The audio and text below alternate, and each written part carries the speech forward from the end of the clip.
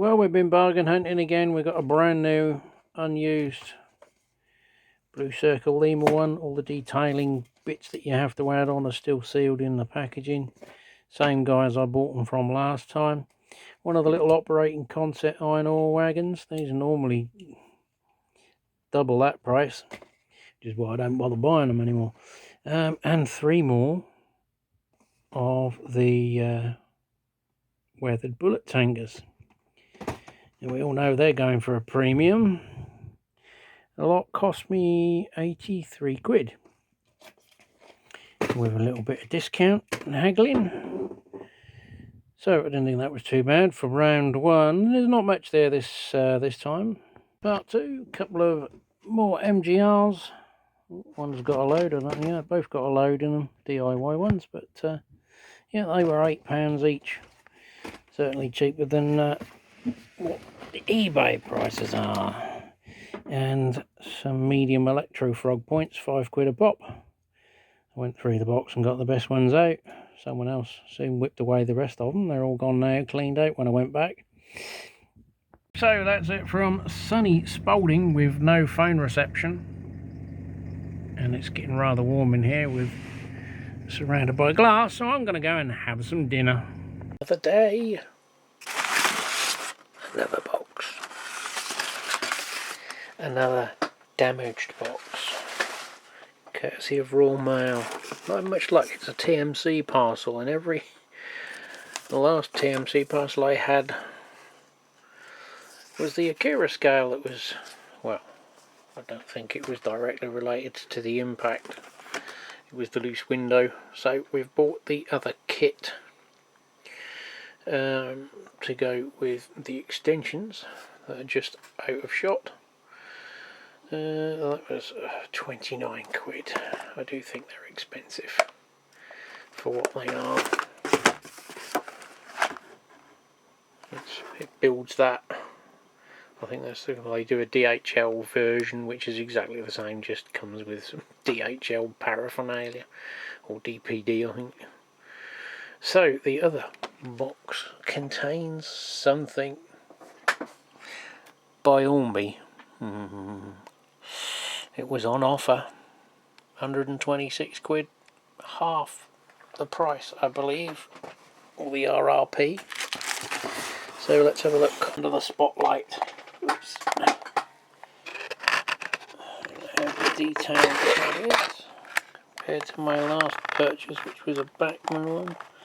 The cab details are picked out, can't see very well, but yeah. So it's an A1, not the Flying Scotsman, as you can tell. It's their new tooled one with the firebox flicker.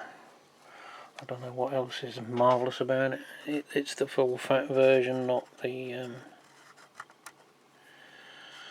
railroad version. I've got a railroad Scotsman, and I've got the early Chinese Scotsman as well, which is the tender drive one, which I don't know whether that's got a plug in it or not. I've yet to sort that out. I bought that when I started getting back onto railway stuff, and this is the Knight of the Thistle. I believe it was on offer a few months ago with another one at Hatton's, but TMC had it for 126 notes, and see a little bit of glue there, nothing too major.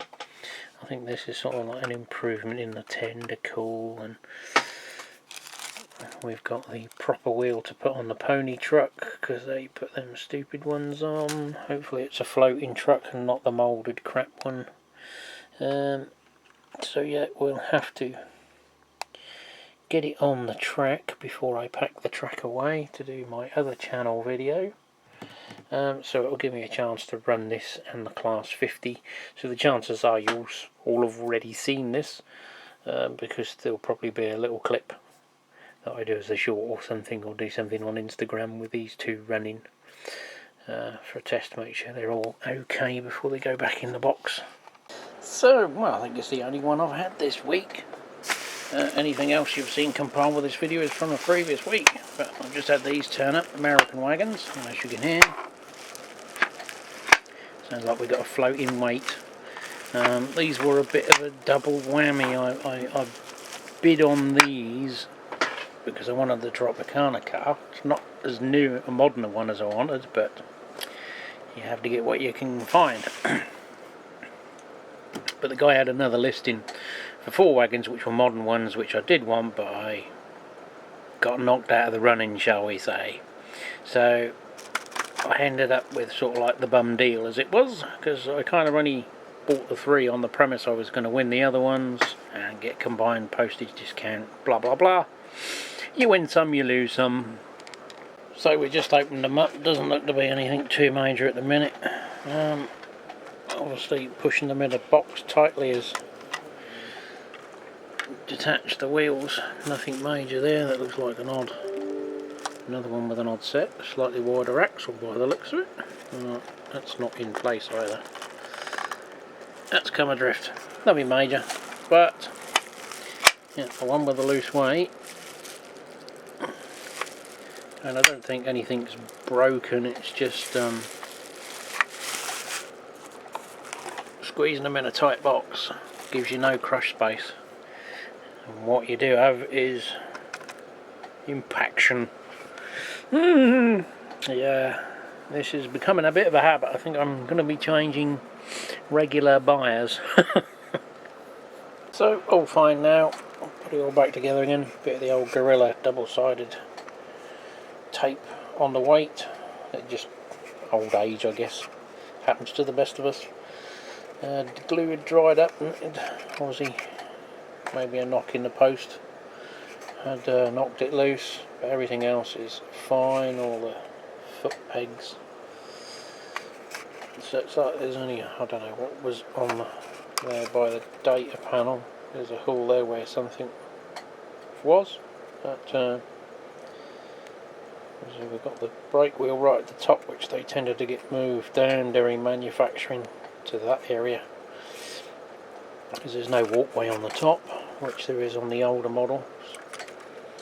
Back in the day when the conductor would walk along the tops, hence the walkway, which I can remove from this just to sort of make it look slightly more modern. Although there's obviously the mounting hole, so I don't know, at that angle you can't tell, can you? Until you get to that, so maybe some air vents or something. It is a diesel powered chiller, not the really old one where they used to just fill them with ice. So yeah, it'll have to do.